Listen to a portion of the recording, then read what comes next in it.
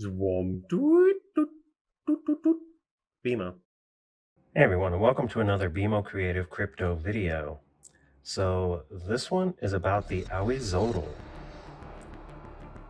The AHUIZOTL is named after the 8th ruler of the Aztec nation, who named this creature after himself, and his name was AHUIZOTL, which is weird to me because the name from the classical Nahuatl language means water dog.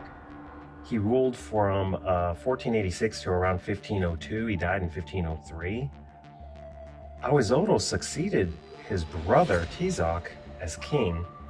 The Aztec Empire reached its greatest size, and this is the Aztec Empire most people remember. It reached its greatest size during his reign because he conquered tribes as far south as what is now Guatemala and territories along the Gulf of Mexico.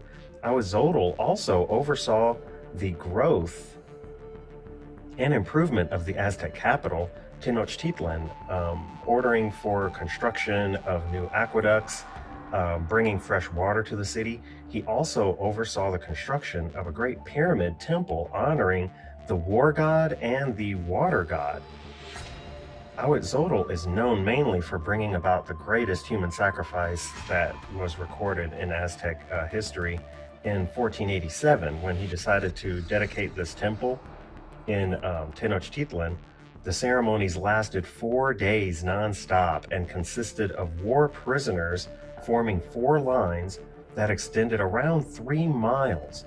As the captives were marched up to the altar, priests and Aztec nobles, as well as AHUIZOTL, had the honor of cutting open their chests and ripping out their hearts.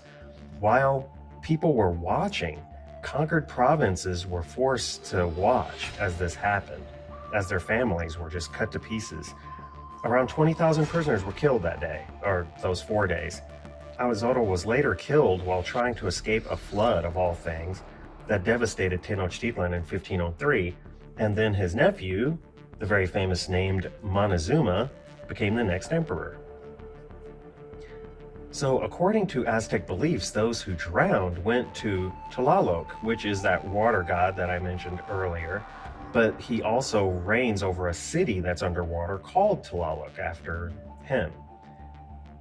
And it's believed that these individuals that drowned, like AHUIZOTL, their original emperor, drowned, they were considered good people. If you drowned, it was good. I imagine if the other option was to be ripped apart by your own people, yeah, I guess drowning would be better. You would be rewarded to live with Tlaloc in his underground or underwater city. Anyways, back to the mythical creature called AHUIZOTL, said to inhabit the waters around Tenochtitlan and the ocean as well. And this empire was in Mexico, and it is believed that this creature is a malevolent force that preys on people who wander too close to the water's edge. AHUIZOTL was tasked with protecting lakes and the ocean by scaring away fishermen. There are stories about it toppling small boats and rafts as well, so it must be pretty big. And in an attempt to appease the creature, fishermen would sometimes offer a portion of their catch to this creature, and the creature would eat it and swim away and not bother them. In some stories, the AHUIZOTL would use various tricks, like imitating the cry of a child to lure victims. Then it would grab them by the ankle right out of their boat and pull them out into the water, drowning them and killing them and eating them, people assumed. The description of the AHUIZOTL is odd, very odd. It's smooth, silky, dark, kind of furry, maybe.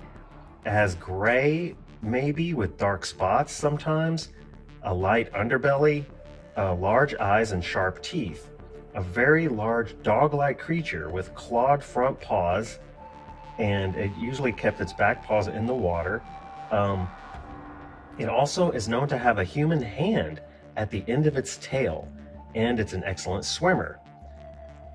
So what I drew here is a kind of a fictional look based on that exact description, kind of like a dog creature with a tail on it. But let's get into what this thing might actually be. So despite the widespread belief that the AHUIZOTL is a mythological creature, some people believe that the AHUIZOTL is real and it still exists to this day. Scientists have attempted to explain what the animal might be based on the various characteristics of it, but not its behavior. So a beaver, for example, is big, it's furry, it's a good swimmer, has a large tail.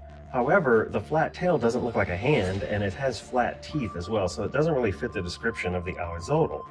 And as far as I know, they don't eat people either. Another animal suspect for the AHUIZOTL is the otter, which is also very aggressive and does attack people, especially when nesting. I don't know that they're big enough to topple boats or rafts, but yeah, they are aggressive little dudes.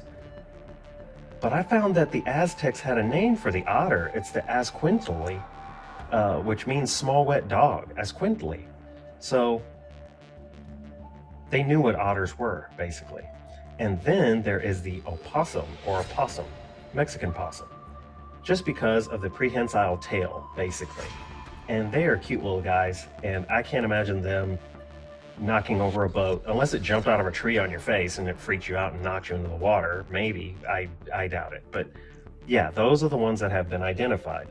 After the research that I've done, I think the creature is none other than a leopard seal.